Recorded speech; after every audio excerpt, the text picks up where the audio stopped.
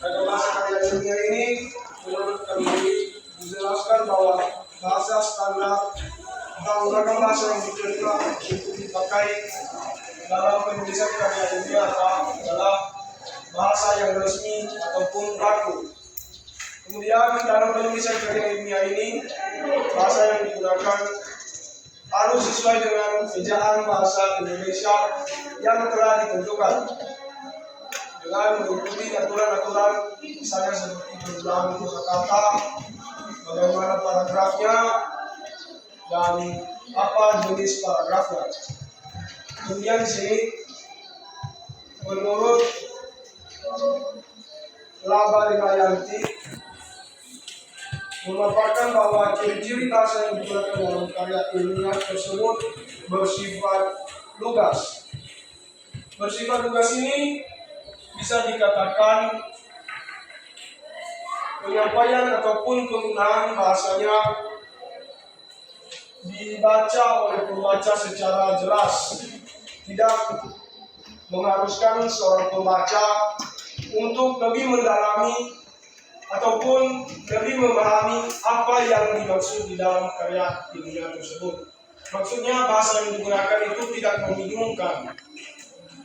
Makanya harus menggunakan bahasa yang baku ataupun tidak menggunakan bahasa kiasan yang biasanya digunakan kalau misalnya kita membuat puisi ataupun cerpen. Tentunya di situ kita menggunakan bahasa kiasan yang bertujuan untuk menarik perhatian pembaca supaya apa cerpen yang dapat menarik. Namun di dalam karya ilmiah itu tidak diperbolehkan. Bahasa yang digunakan adalah bahasa yang baku dan sesuai dengan ejaan bahasa Indonesia yang telah ditentukan. Kemudian yaitu kaidah-kaidah gramatika, mematuhi kaidah-kaidah gramatika. Nah, maksudnya di sini maksudnya di dalam penulisan karya ilmiah tentunya ada aturan-aturan yang telah ditentukan. Misalnya pada karya ilmiah makalah, pada karya ilmiah makalah itu tentunya kita diharuskan untuk membuatnya sebanyak 3 bab. Kemudian bagaimana rata kiri kanan kertas dalam karya itu. Kemudian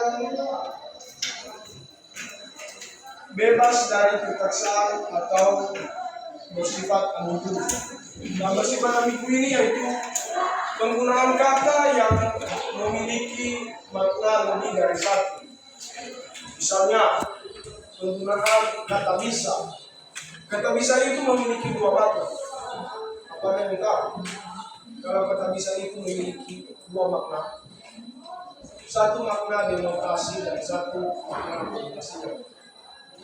Nah, misalnya penggunaan kata bisa ini, seseorang dilihat bisa melakukan pekerjaan tersebut. Maka maksud dari penggunaan kata bisa dalam kalimat tersebut yaitu menunjukkan bahwa orang tersebut mampu mengerjakan ataupun melaksanakan pekerjaan yang dimaksud. Itu merupakan makna yang sebenarnya atau makna denotasi. Kemudian misalnya begini, seseorang telah terkena bisa dari seekor ular. Maka kata bisa pada kalimat tersebut mengandung makna yang tidak sebenarnya atau makna kiasan, makna kolokasi. Karena dalam kamus bahasa Indonesia makna kata bisa itu yaitu mampu melakukan. Sedangkan pada kalimat yang terakhir yang dimaksud oleh penulis yaitu kata bisa itu mengarah pada racun ular tadi yang terkena kepada seseorang. Jadi penggunaan kata-kata dalam sebuah karya ilmiah harus diperhatikan supaya tidak mengandung makna yang ambigu yang akan membingungkan para pembaca ketika membaca karya tersebut. Kemudian bahasa yang digunakan objektif.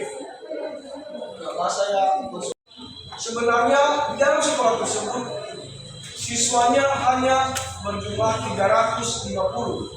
Berarti ketika dia menuliskan jumlah siswa 450, maka itu sudah tidak objektif lagi.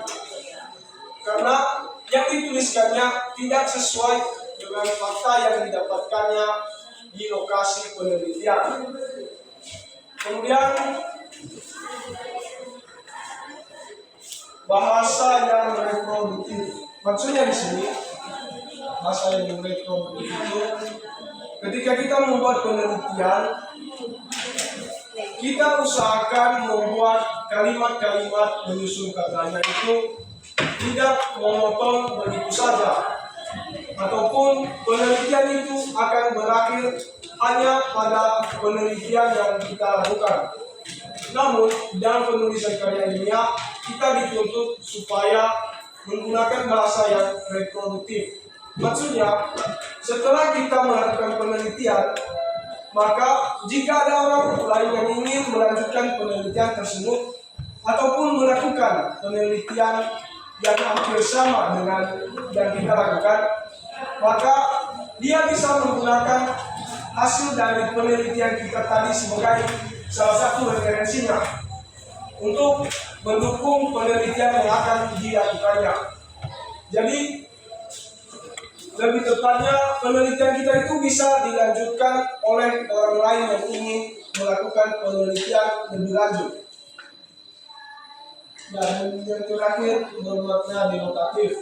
Ya, seperti yang telah saya katakan tadi, dalam penulisan karya ilmiah itu kita diwajibkan menggunakan kata-kata yang bermakna denotatif atau makna sebenarnya, bukan mengandung makna kiasan ataupun makna konotasi.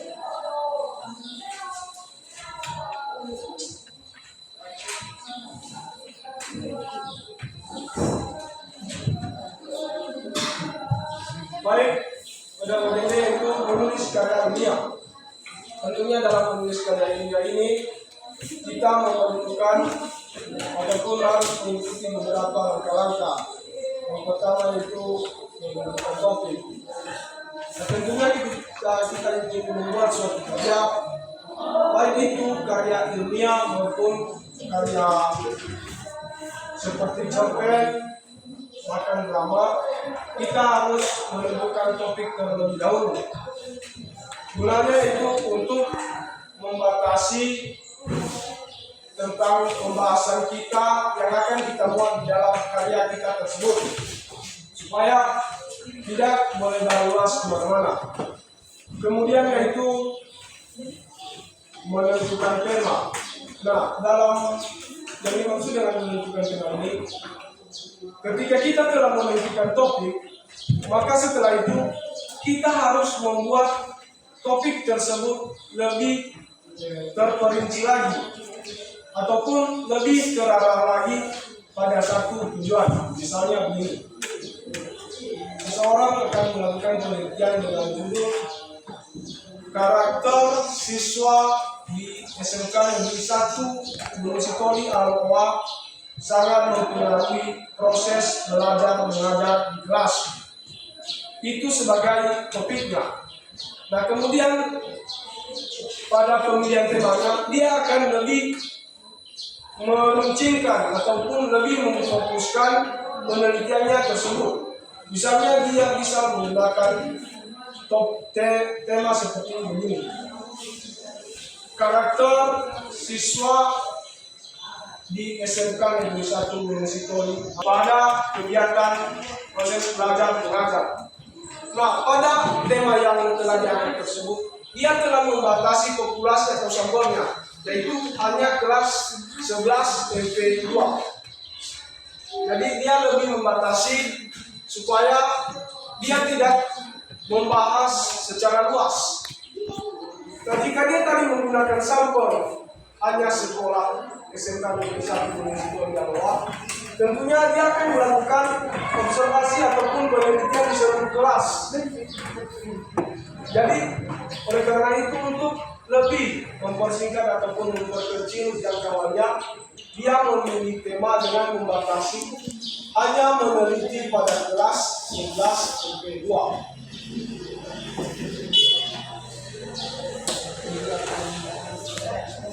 Kemudian yang ketiga itu menyusun kerangka tulisan. Nah, menyusun kerangka tulisan ini bermaksud supaya penulis membuat deadline karya ilmiahnya tersebut secara sistematis, dan di awal pendahuluan, kemudian masuk pada pembahasan, dan yang terakhir pada bagian penutup. Nah, dengan mengikuti langkah-langkah tersebut, tentunya seseorang akan lebih mudah untuk membuat sebuah karya tulis ilmiah. Yang terakhir itu menyajikan karya ilmiah. Tentunya kalian sudah tahu bagaimana untuk menyajikan karya ilmiah. Misalnya, ketika kalian mempresentasikan atau menampilkan makalah yang telah kalian buat, kalian pernah mempresentasikan sebuah makalah tersebut. Kurang lebih seperti itu. Kita membutuhkan banyak persiapan, pembagian materi jika itu dalam kelompok, dan jika pribadi kita akan membuat slide ataupun PowerPoint sebagai panduan kita dalam menyampaikan materi. Mungkin sampai di situ saja bisa saya sampaikan, dan untuk catatan selanjutnya nanti akan